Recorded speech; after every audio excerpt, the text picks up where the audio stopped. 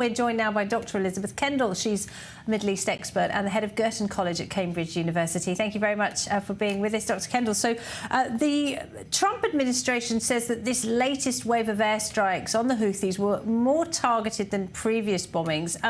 Is that true? Are there signs that senior Houthi leadership has been hit this time? There are reports coming in that senior Houthi leaders have been targeted and hit and killed. That hasn't been entirely confirmed yet. But if that's the case, then these strikes are more serious than strikes that have happened to date, that have been conducted since last January by the United States, often in conjunction with the United Kingdom.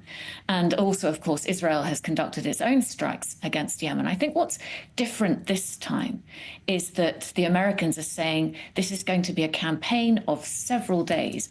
So the fact that it's more expansive in its targeting and the fact that it's more sustained in its continuity, that's different. That's a change from the Biden administration. And just to bring you some breaking news, we've just heard from the Houthi spokesman, Yahya Saree. He is claiming that the Houthis targeted a US aircraft carrier with 18 ballistic missiles and a drone in the last hour. So they're clearly not deterred. They clearly want to have this fight, don't they?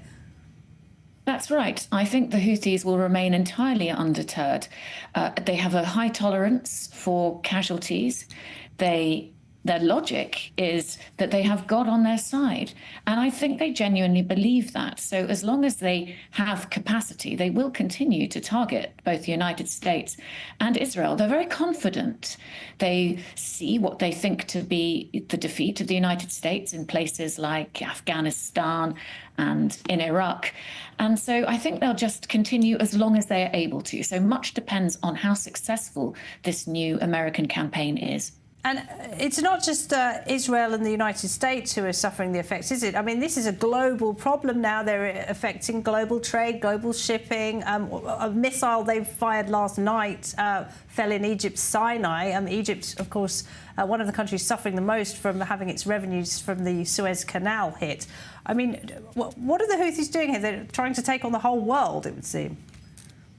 Well, the Houthis are very set on their main enemies, which are Israel and America.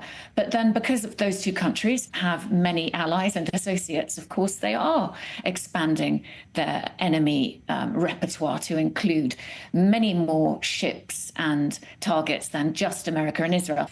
We had a statement from the IRGC general earlier today, and it did appear that he and Iran are trying to distance themselves a little from the Houthis. Do the Houthis care about what they think in Tehran? I think it's unsurprising that Iran is trying to distance itself a little from the Houthis because it could well end up in another defeat. And so, of course, after Hamas had been tackled, after Hezbollah had been tackled, after the Assad regime in Syria had fallen, it wouldn't look very good for Iran to have yet another close associate, the Houthis, fall. So they will be trying to distance themselves. But they're not entirely wrong either, because the Houthis are not a direct proxy of Iran. Iran does not have command and control over the Houthis, albeit it is the main supplier of weapons to the Houthis.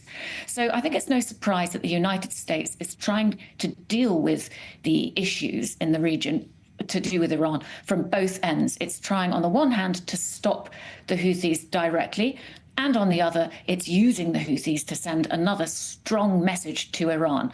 You might be next. So it would be far better for you, Iran, if you were to reach a deal with us before you attempt any further breakout on the nuclear front. Dr. Elisabeth Kendall, it's always a pleasure to get your insights. Thank you very much indeed. You're welcome.